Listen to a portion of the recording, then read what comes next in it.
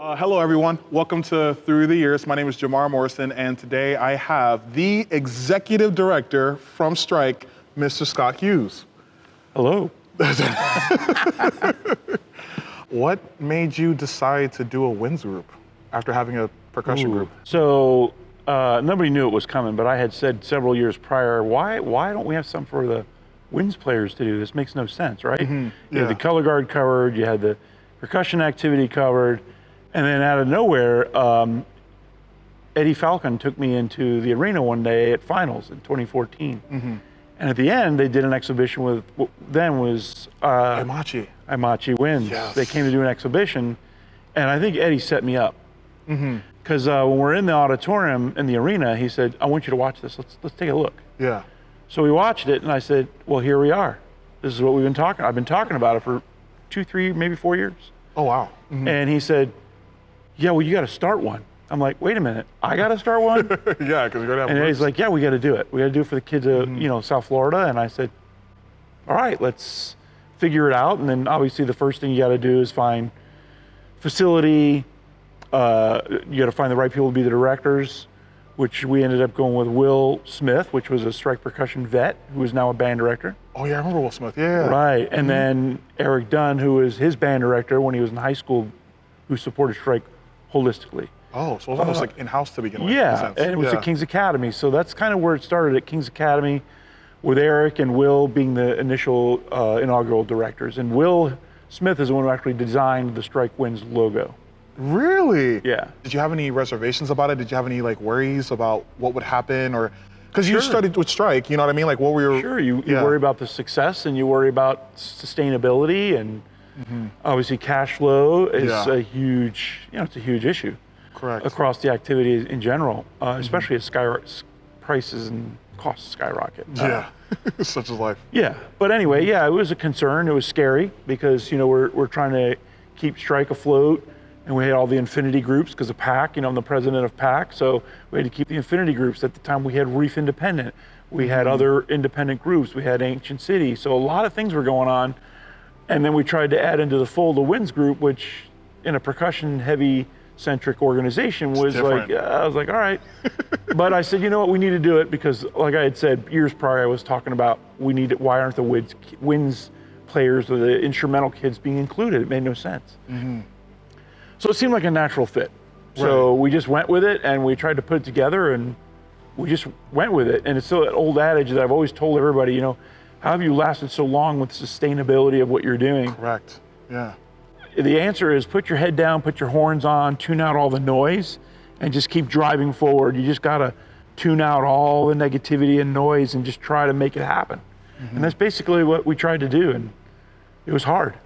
Of course it is. It was hard, but we did it. Yeah. And where it is 10 years later is pretty amazing. Yeah, it took a long time.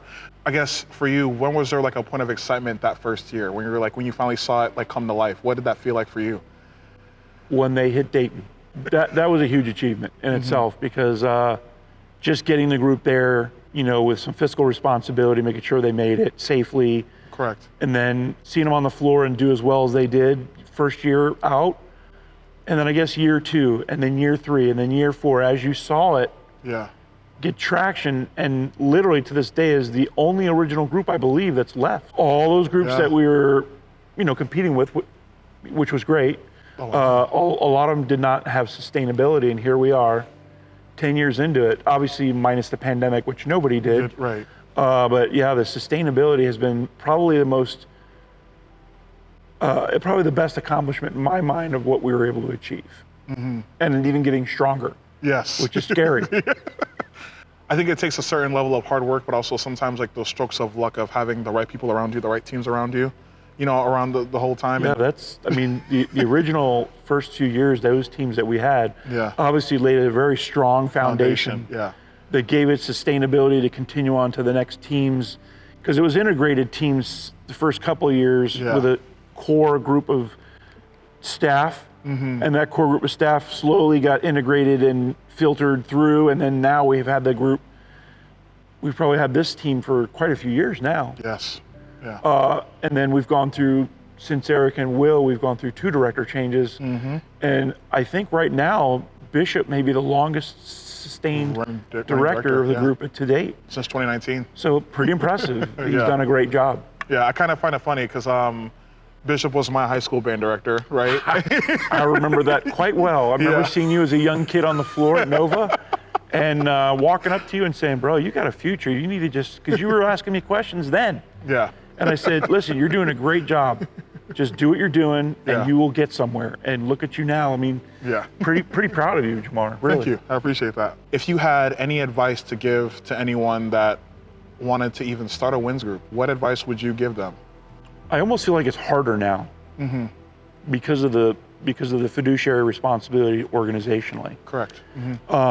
It's not impossible, but if they don't, my best advice is if you don't think long-term and you're only thinking right now, Yeah. you're doing the members a disservice. Because now you're building what I would say is a relationship with your brand. And once you build brand relationship with the member, you got to make sure you have sustainability. Yeah. And that you got to think 5-8 years out. If you're not thinking that way going in, I would tell you I wouldn't probably do it. But if you're looking short term, yeah, kids are going to be really disappointed by that. But Yeah.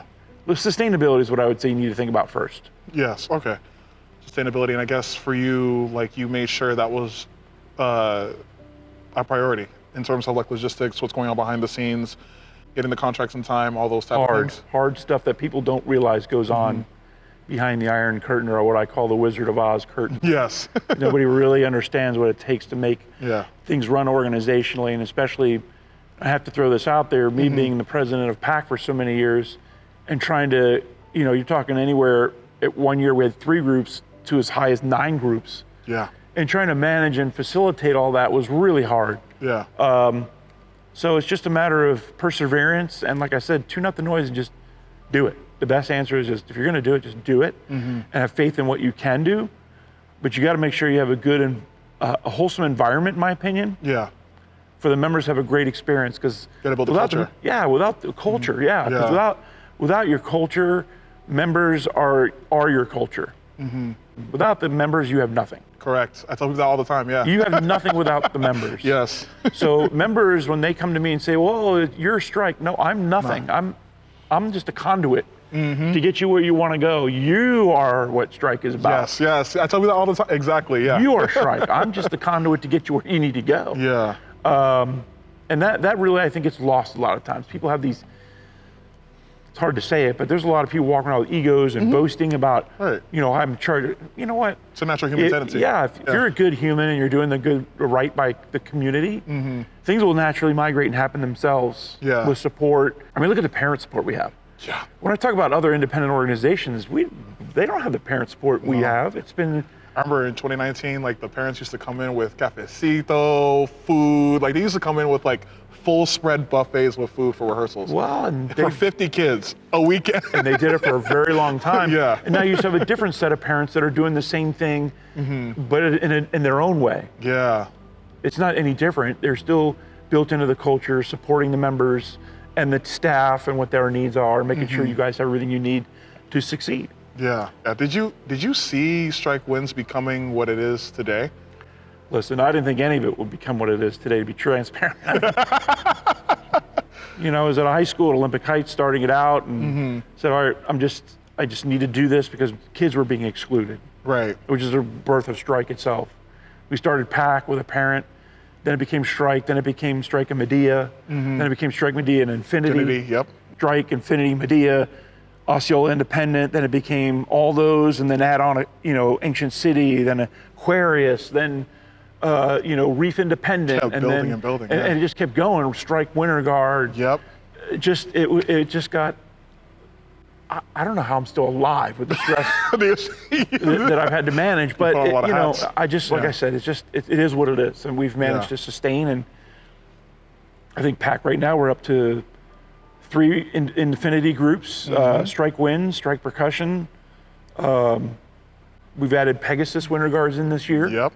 From the Orlando area. So yeah, I mean, without all those initial stages and not really thinking about it, there's no way I was thinking then 10 years down the road. Right. Yeah. And then I was talking to my wife a couple weeks ago about, you look back, my God, we're in year 23.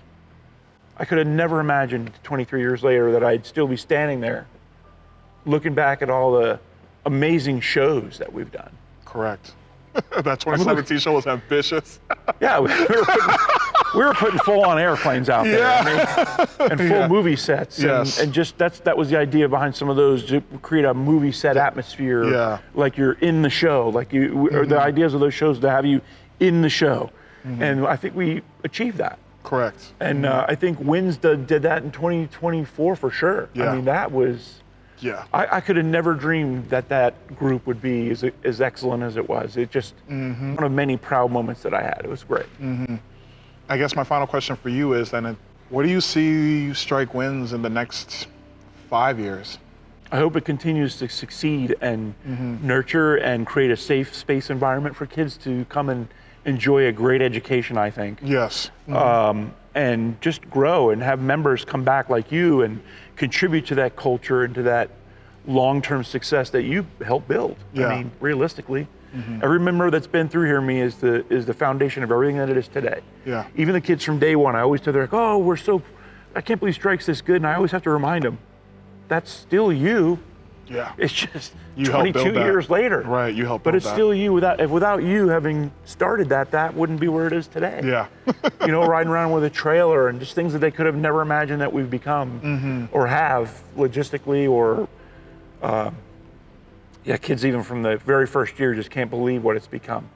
And I still don't really look at it because you're so busy just doing. Yeah, right. You're just so in the mud and you're just like, oh, you click and look up and you're like, oh, we're here. But I really have never really had the opportunity to truthfully sit down and really look at it. Wow. That's surprising. I mean? Yeah.